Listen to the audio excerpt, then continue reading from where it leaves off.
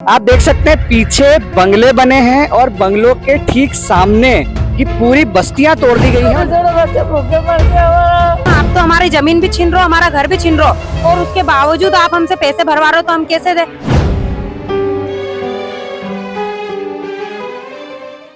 नमस्कार, मैं अर्जुन रिछारिया। आज हम हैं इंदौर के पिपलियाना क्षेत्र में। यहाँ पर RE2 रोड बन रही है और लगभग 500 से अधिक घरों को तोड़ दिया गया है। ये वो घर हैं जो यहाँ लगभग 40 साल पहले रहने आए थे। इन्होंने इस बस्ती को, इस पूरी जमीन को रहने लायक बनाया था। यहाँ पे गंदे नाले थे, तालाब बने रहते थे, पानी भरा रहता था। इन्होंने यहाँ पे अपने घर बनाए, अपने परिवारों को बसाया और आज इन सभी परिवारों को 40 साल के बाद तोड़ दिया गया है।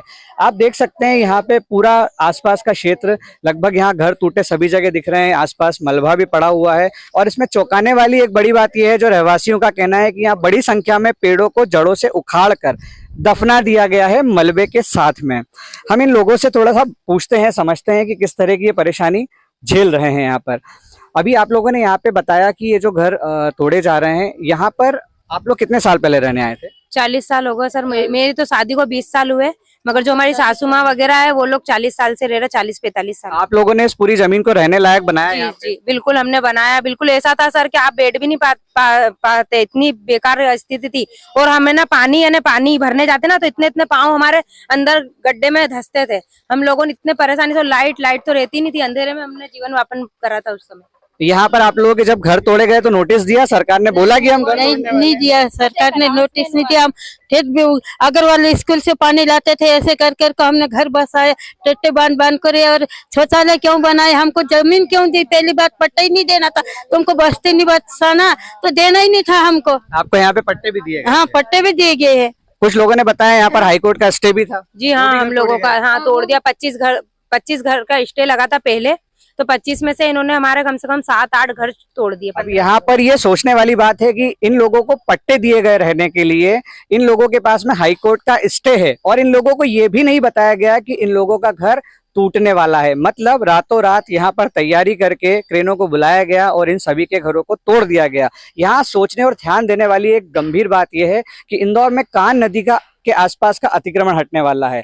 लगभग 30 से 40 बड़ी बस्तियां उसकी जद में आ रही हैं और लगभग 4 से 5 हजार परिवार वहां पे बेघर होने वाले हैं। उनको भी यही आश्वासन दिया जा रहा है उन दुकानों को, बस्ती के लोगों को, कि उनके घर नहीं तोड़े जाएंगे। इसी तरह का आश्वासन इन सभी को भी दिया गया और बोला गया। यूँ बोला था सर, पहले मैडम आई तो उन्होंने क्या, यहाँ पे लोगों ने ज्यादातर फ्लैट ले लिए, तो मेन रोड पे मैडम ने ये बोले मैं आप लोगों के घर नहीं तोड़ने आई हूँ, जिन्होंने फ्लैट ले लिया बोले इन लोगों ने फ्लैट में खुद शिफ्ट होगा और यहाँ पे इनके रिश्तेदारों को लाके रख दिया, तो बस मैं उनके ही घर तोड़ने ही, मेरे पास वीडियो भी है, मैं भी आपको सबूत भी दे सकती हूँ। मैडम ने बोला बस जिनने फ्लैट लिए मैं उनके ही घर तोड़ूंगी, मगर हमारे 150 लोगों ने फ्लैट नहीं लिए थे तो हम 150 लोगों के घर क्यों तोड़े गए? अब यहाँ पर एक और नया पहलू सामने आया है कि यहाँ पर ये लोग जब रहते थे तो इन्होंने कई पौधे लगाए, पेड़ों की रक्षा करी। बड़ी संख्या में इस रोड पे पेड़ों को काटकर दफना दिया गया, उसके अवशेष भी नहीं छोड़े गए, कोई सबूत भी नहीं बताया गया। ये रहवासियों का कहना है कि यहाँ बड़ी संख्या में पेड़ काटे गए। क्या ये बात सच है? सच है सर, बड़े बड़े पेड़ काट दिए। अभी हमारे भोलेनाथ जी के पास बरसों से था पेड़ बिल पत्र का, वो तक उन्होंने अस्त नस्त कर दिया। आप बताओ, अभी अब मिश्रा जी और ये सब कहते हैं कि बिल पत्र चढ़ाओ, तो हमारे काकड़ पे तो बिल पत्र है ही नहीं, अब हम कहाँ से लाएंगे? एक ही पौधा था। अब एक तरफ सरकार बोल रही है कि हम 51 लाख पौधे लगा रहे हैं, लेकिन यहाँ पर 100 साल पुराने कई पेड़ों को काटा गया जो करोड़ों पौधों के बराबर होते हैं और इन सब लोगों ने उनको रोकने का भी प्रयास किया। दीदी, आप बता रहे थे यहाँ पर कि ये पीपल का जो बहुत पुराना पेड़ है, ऊपर आप भैया दिखाइए, इस पेड़ को भी काटा जा रहा था और आप लोगों ने रोका? भैया ये हमने रोका, महिलाएं सारी वहाँ पर भी इकट्ठी हो गई थी कि भैया हम आपको ये पेड़ नहीं काटने देंगे, पहले आप अपनी जो रोड निकाल रहे हो वो निकालो, उसके बाद ही हाथ लगाने देंगे। नहीं, उनने वो छोड़ा तो इधर के ये 4 लाइन से पेड़ लग रहे थे, उन्होंने वो काट दिए। तो आप बतलाइए क्या करना चाहिए इस विषय में? वो जेसीपी वाला सुनता ही नहीं है हमारी बात। पूरा बेलपत्री का मंदिर के सामने इमली का झाड़ समथिंग बहुत मोटा था, उसको भी उन्होंने जेसीपी से पूरा उखाड़ दिया, रोड रोलर फेर दिया। फिर उसके आगे बोलते कि ये पेड़ वेड़ कुछ काम में नहीं आएंगे, यहाँ तो रोड निकलेगी, यूं बोलते हैं ये लोग। यहाँ पे आप देख सकते हैं कि जो मंदिर है और मंदिर का पूरा रोड है, इसके भी कुछ वीडियो उपलब्ध है, जिसमें पुराने वीडियो में आप पेड़ों को देख सकते हैं, जो हम आपको वीडियो में दिखाएंगे। जो पेड़ पूरी तरह से साफ कर दिए गए हैं मंदिर के आसपास की रोड के। इसके अलावा कुछ और बातें भी यहाँ पर सामने आई हैं, जैसे ये बताया गया कि आप लोगों को 1-2 दिन पहले 3 दिन पहले जब अधिकारी आपसे मिलने आते थे, आपसे बातचीत होती थी, तो आपको फ्लैट देने की बात, पैसे देने की बात, अलग अलग तरह की चीजें की देने की बात बताई गई। लेकिन आप ये बताइए कि अगर ये बस्ती से आप लोग चले जाएंगे किसी और जगह, तो आपका जीवन किस तरह से बदल जाएगा? ये तो नरक के समान हो जाएगा, क्योंकि हम लोग, आप ये बताओ, हमारे बच्चों के स्कूल यहाँ है, हमारे पतियों काम यहाँ करते, हम यहाँ पे कामकाजी महिलाओं के काम करते, तो यानी हम वहाँ जाएंगे तो हमको वहाँ पे 5 बजे, अभी तो हम 4 बजे 5 बजे उठते हैं, क्योंकि हमको घर में भी खाना बना के जाना पड़ता है बच्चों के लिए। अब वहाँ पे फिर हम रात भर नहीं सोए, क्योंकि 2 बजे रात से उठेंगे तो बच्चों के लिए खाना पीना सब बना के और बच्चों को भी साथ में लाएंगे, तो हमारा जीवन फिर थू है, जिंदगी हमारी नरक बन जाएगी ना हम। और फिर उसके बाद आप लोगों ने तो किस्त के लिए खड़े हो जाओगे। आप 2 लाख में फ्लैट दे रहे हो तो कोई यानी पैसे नहीं लोगे, 2 लाख हम पे छोड़ दोगे? वो 2 लाख भी आपसे लिए जाएंगे। वो 2 लाख लेंगे ना, किस्त चलेगी सर 5 साल या ऐसा सुन रहे हैं। तो सरकार जो कह रही है कि यहाँ से हटा के आपको फ्री फ्लैट में दिए जा रहे हैं, तो फ्लैट फ्री में नहीं दिए जा रहे नहीं है, 2 लाख रुपए है और उनका है ना, हमको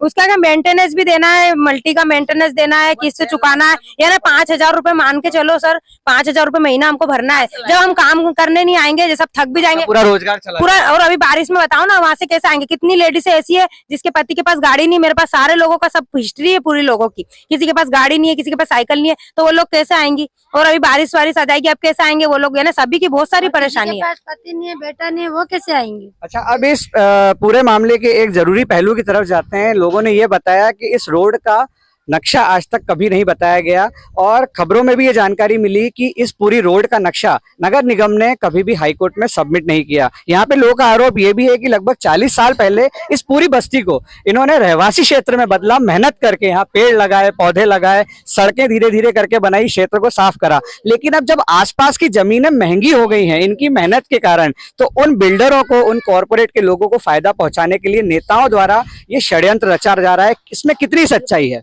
बिल्कुल सही है ना सर। वो लोग पहले, अच्छा आप बताओ, आपको आना ही था तो आपको 25 साल पहले ये रोड बनाना था ना।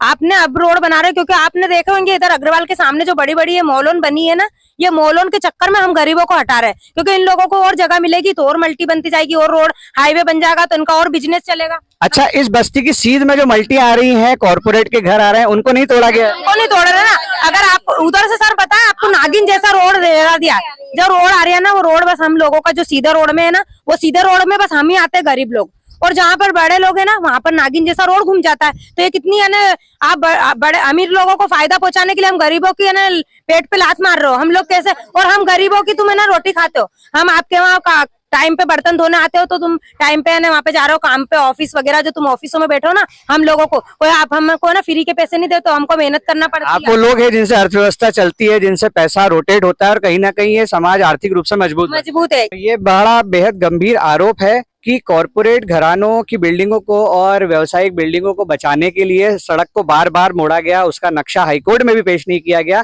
लेकिन बस्तियों को रातों रात उजाड़ दिया गया। हमारे साथ में यहाँ पे जनहित पार्टी के कार्यकर्ता स्वप्निल जोशी जी भी हैं, जिन्होंने पेड़ों को बचाने के लिए संघर्ष कर रहे हैं, और इन्होंने बताया किस तरह से पेड़ों की इन्होंने नंबरिंग की, ताकि ये पता चल सके कि कितने पेड़ काटे जा रहे हैं, यह सही आंकड़ा तो जनता के सामने आ सके। आइए उनसे पूछते हैं, यहाँ पर आपने पेड़ों की नंबरिंग की, उन पेड़ों को भी काट दिया गया, कितनी सच्चाई है इसमें? हाँ, 2 दिन पहले हम लोग आए थे, हमको मालूम पड़ा कि यहाँ पे पेड़ों की कटाई बिना नंबरिंग, बिना किसी प्रकार की कार्रवाई करे हो रही है, तो हमने पेड़ों की नंबरिंग चालू करी।